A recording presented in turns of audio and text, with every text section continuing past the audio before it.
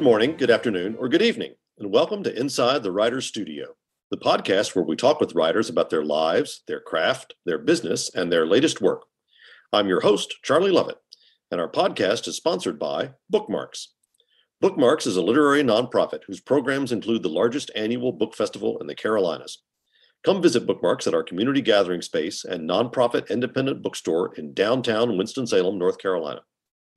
Inside the Writer's Studio is also proud to be an affiliate of Libro FM, the audiobook platform that supports your local independent bookstore. Stay tuned at the end of the podcast for more information on Libro FM and a special offer. We have a special episode today in honor of the world premiere of my stage adaptation of my 2020 novel, Escaping Dreamland. I'll be talking to three of the actors from the upcoming production. The play, which focuses on three writers in early 20th century New York City, will premiere at the Little Theater of Winston-Salem March 15th through 17th, and tickets are available through the Little Theater website. Joining me today are three talented young actors, Hunter Harrell, Charlie Putnam, and Tanner Wicker, who play Magda Herzenberger, Tom DePeister, and Gene Pinkney. I'd like to welcome all of you to Inside the Writer's Studio.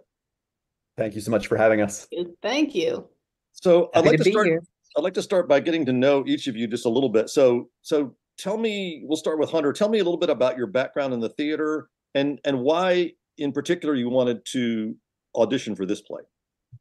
So I've had an on and off relationship with theater because I don't want to say I'm a theater person for obvious reasons. But in middle school, I did a dramatic reading of the Pledge of Allegiance and my teacher pushed me to audition. So I kind of got the bug there. I was the captain of the speech and bait team, which is essentially competitive acting in high school. And then later college years, I finally got into theater and started doing plays, acting in them. And this play, I just moved here a couple months ago, so I really wanted to scope out the theater scene. And of course, I wanted to audition in general, but I looked up Escaping Dreamland in Google. Like play, right? And I couldn't find anything. And I was like, because I wanted to be prepared for this audition. But then it said, the debut of the play. And that really enticed me. So we'll get to this later, but I get to the back cover of your novel. And that's when I found out that you were actually like living in Winston. And I was like, okay, I'm sold. I got to do this, because not to be reductive and say, support local artists. But of course, why not? How about you, Tanner? Well, I started in theater in high school on the tech side. I was a stage manager and ASM most of the time. And so I kind of got the bug from theater that way. Got thrown onto stage a couple of times randomly against my will completely, and somehow fell in love with it. Got to college, thought about other majors, and nothing kind of felt right. So I just decided to go with a theater major. And then it really stuck. And so I graduated with a theater degree from University of North Carolina, Wilmington in 2021. And after that, I've just kind of been chugging along with jobs and doing theater when I can. A bunch of community theater shows, lots of musicals, and just moved back home to save up money for a bigger move to New York, hopefully in about a year, and saw the posting for the auditions for this. And I'm all about original work and new work. It's kind of what I focused on in school. So this was just seemed like the perfect fit, and showed up to auditions randomly after work one day, and the rest is history. Charlie, I heard a rumor that you have played George Gibbs in Our Town. I have. Tell us about the rest of your theater background. Yes. I love George Gibbs. That's a great role. I was really lucky. I had a very nurturing theater environment. I grew up in the Triangle. My mom works in the arts. Many great local theaters in Raleigh, Clayton, Garner area where I grew up. I got away from that though. So the last show I was in, I was 18 years old. Then I went to college, got away from it. And then I was an American expat in Germany. And I promised myself while I was in Germany, because of the language barrier, I couldn't really do theater there. I said, when I move back to the United States, I will get on stage again. So I moved back this January, about a month and a half ago. And then 2 weeks later, auditioned for this play. So you have definitely helped make my own dream a reality of getting back on the stage after a 7-year hiatus. Well, one of the things that the audience is not going to see when they see this show is they're not going to see your auditions. And I'm not the director, but I did get to sit in on the audition, and I got to say, in each case, now I didn't see Hunter until the callbacks, but still, in each case, like you would walk in the room and I'd just be like, oh, that's Tom, that's Gene, that's Mike. Like it just felt right, Yeah, that's great. And that's a real blessing with an audition, because that doesn't always happen. And we didn't know any of you guys before the show, which is one of the things I love about doing theater, is you create this new family every time. So we've talked a little bit about, Tanner, you said you're really into new works. I really love the idea of getting Winston-Salem Arts Organization to support new works, whether they're by local artists or by other artists. Do you feel like there's a greater feeling of collaboration when you're the very first person to play this character, and sometimes even the playwright is sitting over there in the corner, scribbling in his notepad? I would say it depends on the director. Mm-hmm. With you, absolutely. I mean, it's very liberating having you in the room and you being like, hey, Hunter, Charlie, Tanner, can I talk to you? And you're like, I don't know if we can cuss on here, but insert. And then you're like, actually, I really like, what you did there. And it was a complete oopsie. But, our director has a very clear vision of what he wants. So we're kind of conduits to the vision that he already has. In that respect, I'm going to leave it at that. Yeah. To add to that, I think doing an original show is such an exciting challenge as an actor, because when I think about the plays or the shows that I love, when you think of Stanley Kowalski, that's Marlon Brando. 200 years from now, it will be Marlon Brando. And so you have to think about what that character is going to be. And yes, having the playwright in the room with you for rehearsals adds such a wrinkle to that. And it can also be a guide. So we can bounce ideas off of each other. And I think that's super helpful. Yeah, just adding on to both of what they said. There's just such a collaborative feeling in a new workspace that is not necessarily there when you're doing a piece that has been done hundreds of times. There's already an image that the audience needs to see and is expecting to see. So you can't really diverge from that with this piece. And specifically, they're not knowing what to expect. Even if they've read the book, they haven't necessarily seen it live. They haven't seen this story told this way. So we kind of have so much freedom to play. And that's what theater is to me. That's the most important element of theater, is getting to play and pretend and play as kids to an extent. And so when you get to like experiment with this group, it's super fun. And it's why I love original work so much. Yeah. For me, one of the things that I love about it is, how many times have we all been at a show and there's a line or a little piece of a scene and we go, I just feel like that doesn't work. And you can't do anything about it, right? Because the playwright is dead or 1,000 miles away. Mm-hmm. And there's been so many times when one of you guys has done something, mostly by accident, but when I say by accident, though, it's really, there's something internal that you're bringing to the character, and you say a line that's not quite the line that's written, or you skip a line or something, and I'm sitting there watching and I'm like, yeah, that's better. That's better the way that Hunter did it, the way that Tanner did it. That and so to have the ability to keep fixing those things as a playwright and keep adjusting, because this is a script I've been working on for a couple of years, and I've been working on it with actors the whole time. And now to have like a whole new group of actors to work on it, it's like having a new proofreader come to you with fresh eyes and come and say, oh, this is great, but this, and then there are also those moments when, especially those little speeches you guys give directly to the audience. When it's an audience of two and it's just me and the director sitting at the table, and you step up there and I just go, oh, wow. Oh, that's nice. You feel like as a playwright, you shouldn't feel that way about yourself. But so I attribute it all to you guys. But so I'm curious, Hunter said something about reading the back page of the novel. I'm curious if any of you, and I'm not at all offended if the answer is no, if any of you did read the novel, and if so, like, how did that affect your preparation for the role? Or did you make a conscious decision not to read the novel as a preparation for the role? I read the novel before the audition. Mhm. Because again, when I Googled that and saw nothing, I was like, oh no. Because I have to be somewhat prepared, you know, for an audition, especially if I'm new here, and I want to make a good impression. So I gave myself 4 days to read, you know, the 320 pages.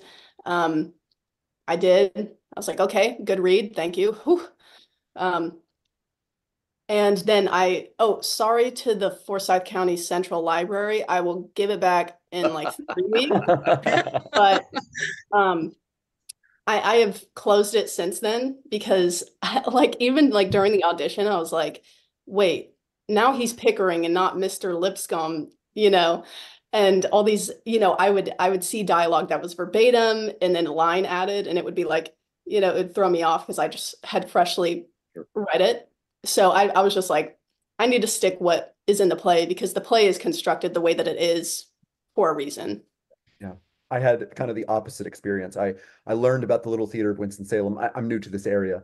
A couple days before the audition, so I really didn't have much information to go on.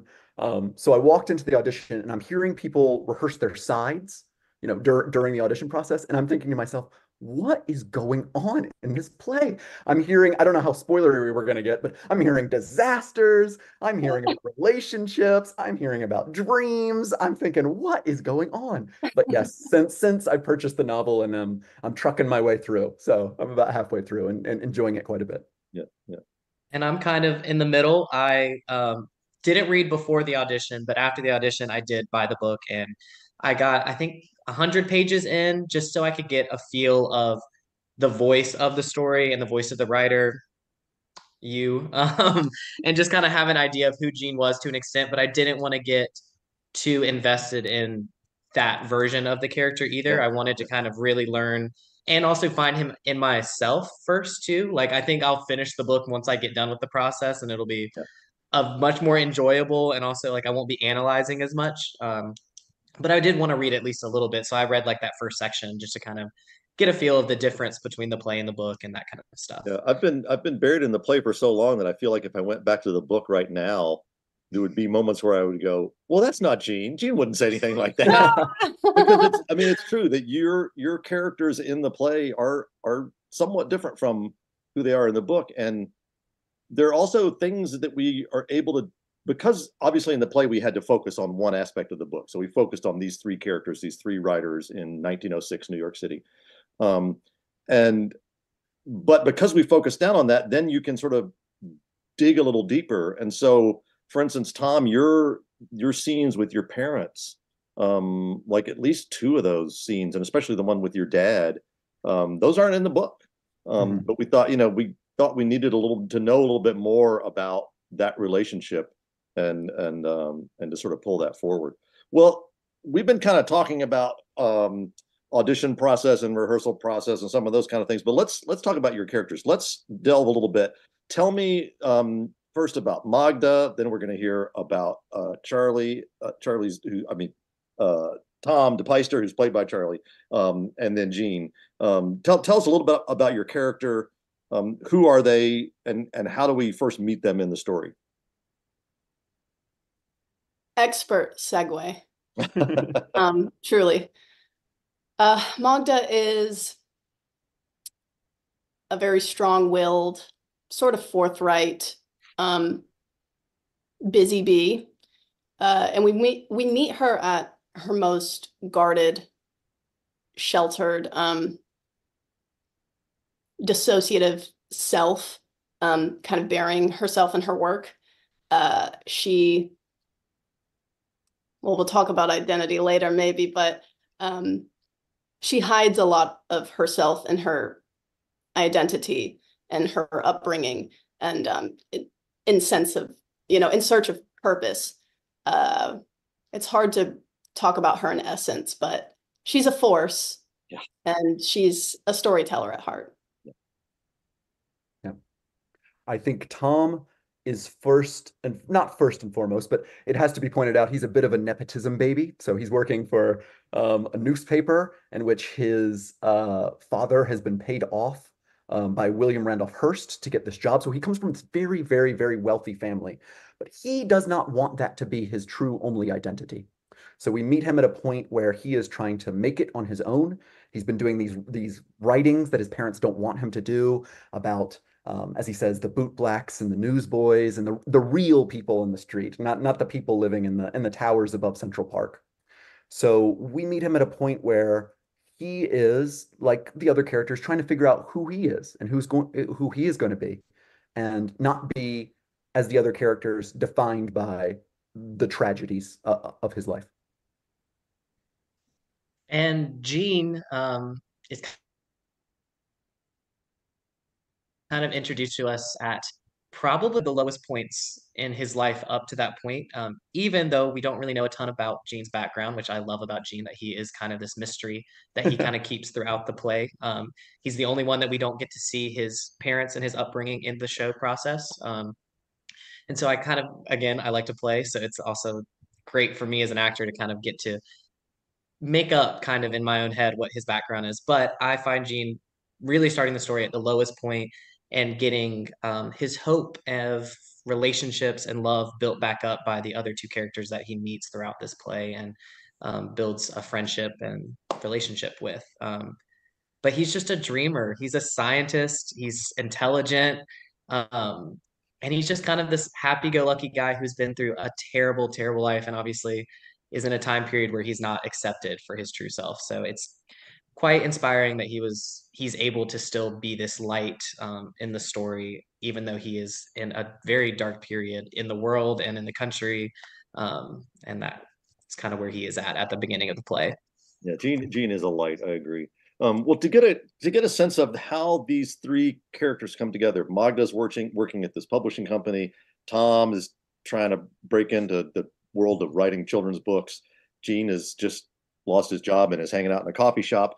Could we do that first scene where you guys first meet? I think from the point where Tom comes in and says, "Oh, we were talking about the War of the Worlds," and up until, I don't know, we'll just go for a little while and let people have a chance to hear that moment where you meet. Yes. Absolutely. Let me get my script so I don't mess up. Okay, so while Hunter's getting her script, I'll set the stage. Tom has met Magda in her office where he goes to try to impress Magda's boss with this manuscript that he's written. She kind of gives him the brush off, but when he invites her out for lunch, she goes, "No, I can't go out to lunch for you, but I do eat lunch at Child's at 1 o'clock." She starts kind of wink, wink. And so Tom goes to Child's at 1 o'clock. Magda goes to Child's at 1 o'clock. Child's is a sort of one of the first chain restaurants in America that was one of the places in New York at that time, one of the few places where a single woman could go unaccompanied and have lunch. And they had these great big long tables. So everybody would kind of sit at the table together. And Gene is kind of sitting down the table or at the next table and overhears their conversation. So I will let you all take it from there. Are we I'm so sorry. Where are we taking it from? Let's take it from Tom says, I think we were talking about the War of the Worlds or something. Okay. Like brilliant. I'm so sorry. I'm so frazzled because my partner came home. So I'm like, okay. Now, I believe we were talking about the War of the Worlds. I don't believe we were. I thought you'd read it. My problem with the War of the Worlds is that I wanted to know more about the Martians. What are their lives like? What sort of culture do they have? I wanted to understand them and their motivations. You're missing the entire point of the book. It's not about Martians. It's about us, the humans, how we deal with disaster, how we react when death is all but inevitable. You say that as if you have some experience with the subject? I beg your pardon, but I couldn't help hearing you were talking about the War of the Worlds. That's right. Have you read it? The trouble with the War of the Worlds, along with most of what you might call science fiction published these days, is that there is too much fiction and not enough science. Real science, I mean. Are you a scientist? I'm unemployed at the moment, but I suppose you could say I'm a scientist. I spent the last 4 years working for Tesla. Nikola Tesla. That's right. I was on the staff at Wardenclyffe out on Long Island, but, well, the money ran out, and now most of us are looking for work elsewhere. I'm Gene, by the way, Gene Pinkney. Tom de Peister, and this is Magda Herzenberger. Also known as Mary Stone, secretary to Julius Pickering, the head of Pickering Brothers Publishers. I'm curious, Mr. Pinkney, how did you get a job with Nikola Tesla? Interesting story. Maybe I'll tell you someday. If you think there should be real science and adventure books, well, why don't you write a children's series? I'm the author of a series about Frank Fairfax, the cub reporter, you know. I'm a scientist. Why would I write stories for kids? Who better? You could make your hero a teenage inventor, and you could get the inventions right. Oh, if you think H.G. Wells messes up the science, you should read what Roy Rockwood does in the Great Marvel series. As a kid, I loved Jules Verne, but I've never given much thought to writing. Read the Great Marvel books. I'm not sure Roy Rockwood has given much thought to writing. It is true that most children's series books are not going to win any awards, but I suppose your book is an exception, Mr. De Peyster. Oh, hardly. I'm no literary luminary. I'm just a journalist, really. I think the word you're looking for is hack. Exactly, which puts me on equal footing with Roy Rockwood. So, where can I buy your, what did you call them again? Fred Fairfield books. Frank Fairfax. I have to get them published first. I'm hoping to meet with a publisher soon. Miss Herzenberger is going to help me out. Yeah, Miss Herzenberger might help you out. There's just one problem. Your Frank Fairfax character saves people from disasters? That's right. Well, unfortunately, Mr. De Peyster, that idea has already been done. No, it hasn't. I've read every children's series there is, and I've never come across it. Have you read Dan Dawson's Circus Star? Never heard of it. You will. Dan Dawson saves people from a big fire and a storm and from other catastrophes. Sounds exciting. Who wrote these Dan Dawson books? An up-and-coming writer named Dexter Cornwall. Is that a real name? As real as your pen name, Mr. Neptune B. Smythe. Oh, Neptune B. Smythe. That sounds dashing. Dexter Cornwall happens to be my pen name. You've written a children's series? Just one book so far. Dan Dawson and the Storm from the Sea. And did Pickering Brothers publish it? That's the problem. Pickering refuses to even look at a manuscript that's written by a woman. And he insists on meeting all those authors face to face. I may not look like Evelyn Nesbit, but I think it's quite clear I'm a female. Crystal clear. Why don't we stop it there? I think that gives us a good sense of it, of the three of you coming together for the first time, and in all of you kind of in this world of writing children's books and things, and also it gives us a little tiny introduction to old Mr. Pickering, the misogynistic snake, who he's one of those characters that you love to hate, and so I love seeing those moments when you're interacting with them. And I'm not gonna do a spoiler here, but let me just say that as we move on to the theme of identity, there is definitely a moment where Magda is interacting with Pickering that is pretty funny. I think Hunter, I think, is having a good time with that.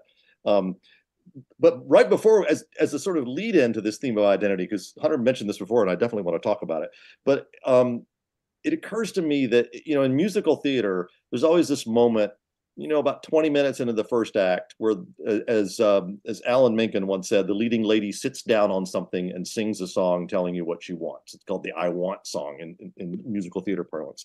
And so I'm curious, if you think about your characters, if this were a musical and they sat down and sang an I Want song, what would they say that they want at the beginning of the movie? Of the play? What is their desire, their heart's desire? I want somebody to make my life mean something. I think I want to, quote in quotes, make it without the help of my parents or my wealth. I want to make it independently. And I think I want to just be accepted for my truest self. So that does bring us into this idea of identity. And I think, you know, when I was writing, there's some things that are very different between the play and the book. But when I was writing the book, as a writer, you don't always sit down and say, this is the theme I want to explore. Sometimes people come to me and go, oh, I love the way you explored such and such a theme in such and such a book. And I go, did I? Oh, good for me, But I was definitely conscious about writing on the theme of identity when I was working on the book of Escaping Dreamland. And I was amazed at the things I discovered in the historical record about, because, Jean, for instance, is a queer character living in early 20th century New York. I didn't know what that looked like. I knew it didn't look like what it looks like now, but that was all. So there was a lot of research that went into that. But anyhow, I wonder if you could, again, without too many spoilers, help me explore this theme of identity for your character and the ways in which your character comes to understand who they are, but also has to sometimes hide who they are. Holy, okay. That's so loaded with this play. Yeah. Yeah. I would say, okay, without many spoilers. Okay. So I'll just say the American identity is a huge one, especially for my character. And she has been left completely isolated in relationship to her family. And, that was her identity at one point. She wanted to be everything to some people in her family, and now she is not. So that change of identity is huge throughout the play. Then, she wants to fully immerse herself in what it means to be American. And the number one value of America is individualism. So why not just completely lose yourself in that and try and be this, good working immigrant. And talking about like the symbolism of New York, where we're set in, the Flatiron Building, that was built by immigrants. So even in terms of the thing we were talking about with Pickering, which I won't spoil, I think a lot of that has to do with what it means to be a woman and to want to be in power, and kind of how those things intermesh, gender and power. Yeah, I think that's a really thoughtful answer, actually. I think I can speak for maybe all three of us. We're all young people. We're all, early to mid 20s. And so I connect with this story on that level because these are three characters trying to figure out who they are. And what they end up getting might not be what they originally wanted. So in Tom's case, his whole identity is, I have to succeed, separate from my parents. I'm going through all the steps. I need to succeed. I've been to all these publishers to get this children's book published. Can't do it. Now I'm at the bottom. I will work my way up. I will work. And then he gets thrown for a bit of a twist, which is he falls in love with a woman, and it doesn't really work out for him. And so he has to go to a very interesting place, ends up moving, ends up disrupting sort of his whole life, what he wanted, what he thought his life would be. And I think, as a young person myself, it's very interesting to think about, what is it I want now? Similar things than Tom wants. So from a relatability standpoint, I've really had a fun time playing with Tom's identity. Jean's probably, of the three of us, has the most relatable identity crisis for our time period specifically, obviously with the queer element to his character. So it's definitely a little easier in some ways for me to relate, but at the same time, we live in such a more open society at this point that I have to keep reminding myself of where he was specifically in that time. And even though he is very open compared to a lot of queer people during that time period, in some instances, he has to be very careful in a lot of ways that I, as a queer man in 2024, do not have to be in any way. But that being said, like him finding his identity, he is and completely inspiring in a lot of ways of how open he is and the things that he is willing to open up to the people close to him in his life in regards to his queerness, which is just very impactful for that time period specifically. But yeah, I mean, he just is really on a journey of finding his identity throughout the whole play. And in some ways, he already had found it before the play even begins. And then that's that struggle of figuring out how to understand that you have found your identity, but knowing that it can't truly be accepted for him. That I think is really fun as an actor to play with. As a queer man, having to embody that is almost traumatizing into it in some ways of knowing what that is like to an extent of being able to understand who you are at a very young age, but then know that the society and the world you live in is not prepared for you to. And again, this play takes place at the turn of the century. And in a lot of ways, the three of us are living in the same time period, but just in a different century, if you think about it in a lot of ways. And so everyone kind of expects at the turn of the century everything to be different and be modern and change. But at that period, they were not quite ready to fully delve into the big changes of the world, even though technology was growing so fast.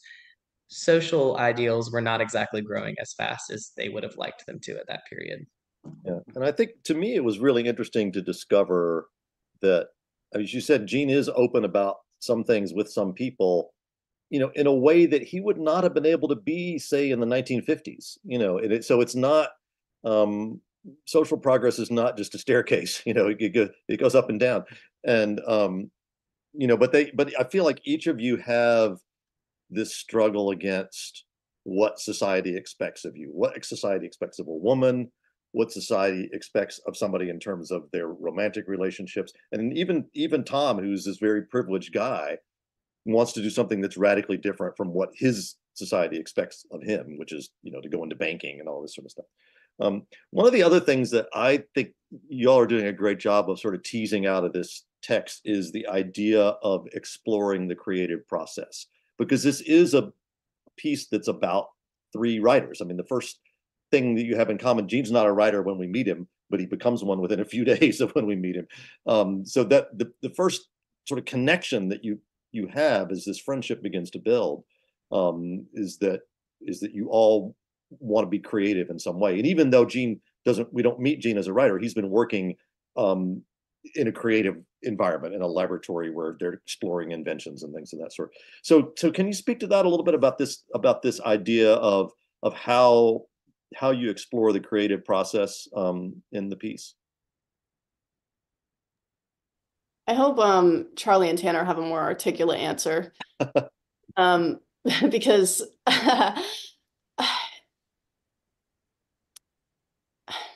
I think we'll get to this, but I think the play is essentially a love letter to the creative process and to storytelling itself. But it is interesting that you did mention, please, Tanner, talk about this and take my talking point, but that, you are a new writer. The experience of, you don't have to be a writer, I'm sure you have imposter syndrome. Charlie, like, even though I've done a million things, it's still this, being in an artistic field, it never feels like you're doing something and you are someone and like this, because when you live life, like we do in a lot of the scenes, we're living life and it's like this blending of storytelling and inspiration and like our own experiences and trying to create something that is communicable, especially to children, I'll leave it at that. Yeah, one of my favorite things is that it shows just the frustrations of the creative process as well. Yeah. One of my favorite little scenes is we're discussing, we've written these first three books. They go really well. We have a great time together. We go exploring the city, etc. But the next time it doesn't go as well. So I have this kind of exchange with Tanner's character, Gene, where I'm saying, well, why can't your character just, I don't know, find fuel in the desert? And he's firing back at me, well, we can't do that. It's not there. So I like that it talks about not only the triumphs of the creative process and collaboration in art, but also the kind of frustrations you can have. Sometimes it can feel like things are meshing, and sometimes, it's just you're trying to truck through the work. So I definitely appreciate that part of it. Yeah, just building on kind of what they're have already mentioned. But Gene is this new writer and he's a scientist, which a lot of people would probably argue are the worst artists in some ways because they're so logistical. Which is so funny because in a lot of ways, Gene may not be the technically best writer of the three, but he comes up with so many of the ideas that they end up picking for these books. And so he ends up bringing this new creativity and everything. And it is just a testament to anyone can be an artist, anyone can make art. Um, and it's just, you have to come from a place of caring and love for the art form in which you're making the art. And I think that's the most important aspect of it. And all three of them bring a love of the characters that they're trying to create to the books that they're writing. And it really just translates really well onto great pieces. And it's what ends up inspiring the character in the book to make his own stories and everything else, which is also inspiring and a drawback to the book that we obviously don't get to see in the play, but it's still very, they're just three inspirational people that are the artists of the century. And it's just very cool. Yeah, I'm interested that you picked out that scene, Tanner, because I can remember, I don't remember who was it that said this, but at some point in the process of developing this script, somebody other than me said, hey, we can't just talk about their collaboration. We need to actually see some scenes where they're writing together and where it's working, where it's not working. And that's where there's because those two parallel scenes, one where it's working and one where it's not working, came out of that comment that somebody made somewhere along the line. So they're not necessarily scenes that are from the book, but I find it one of the things I love about theater is how much you can cram into a page and a half scene. That maybe doesn't seem like there's that much going on, but when you go home and think about it, you're like, oh yeah, there was a lot going on in that scene. There's all this subtext and everything else. I want to ask one more question, which you may or may not have an answer for, but that's okay either way. But I know I have like 20 answers to this question, and that is is there a particular line, you can try to do this without issuing spoilers, is there a particular line that your character has that really resonates with you? That's what I call the t-shirt line, the one that you like, if you could have one line that your character says that you would put on a t-shirt and wear around town, what might it be? I see Charlie's like looking at a script trying to come up with one, and I know that's a hard question. But while you're thinking, I'll tell you what one of my favorite ones was from the run through last night where you guys did. I mean, this play is coming along so well. These three are working so hard. And last night, I mean, especially Act 1 where you were off book, it was just really cooking. But there's a speech that Magda has in Act 2, and I think I can say this without giving away too much, where she basically comes forward and she says something along the lines of, you don't always realize moments of happiness when you're having them. Sometimes it's only in retrospect that you realize how happy you were. And part of it is that Hunter just delivers that line in a way that just melts me, because she doesn't overplay it. She doesn't try to make it. And there's so much of that going on with this cast of not overplaying it. I mean, the way Gate does a speech near the end that I'm not going to say what it's about. It's just, he just does it, and he doesn't become melodramatic or anything, and it just kills you, But I love that speech about because that really comes from my own life and from I can remember being with a friend in the hospital not long before he died, and him basically saying that to me about a time in his past where he did realize that it was a special. And he said he realized it was a golden time. And I thought, how wonderful to realize that you're in an especially happy moment when it's happening, but you don't always realize it when it's happening. So that's one of mine. So now that I've blathered on about mine, I'll see if you guys have any favorite lines or moments in the show. Yeah, I can think of one. As I furiously flipped through my script, as you pointed out, my line in Act 2, writing stories can be a way to capture perfect moments because they never stay perfect. Yeah. I think, I think art, capital A art and literature, can capture moments in a culture in a way that just history books cannot. And so they can capture the spirit of a moment. They can capture kind of where we are or where we were as a society. And I think uh, I just think that's a really, really perfect moment and perfectly said by my character, Tom. And it's interesting to me is that Tom didn't get that until he was in the play. Like in the book, he doesn't talk about that. Yeah, all that stuff, because this comes up several times, Tom talking about, because Tom's an amateur photographer in addition to being a writer, and he talks about how these photographs or stories can capture these perfect moments. That was one of the last things that got added in, I think. Yeah. I just suddenly realized, like, why is Tom taking these pictures? Sometimes Yeah. if you ask yourself, you put characters in and you have them do things, and if you step back and then you say, well, why are they doing these things? Then interesting things start to happen with your writing. So, Sure. Anybody else have a favorite line or a favorite moment?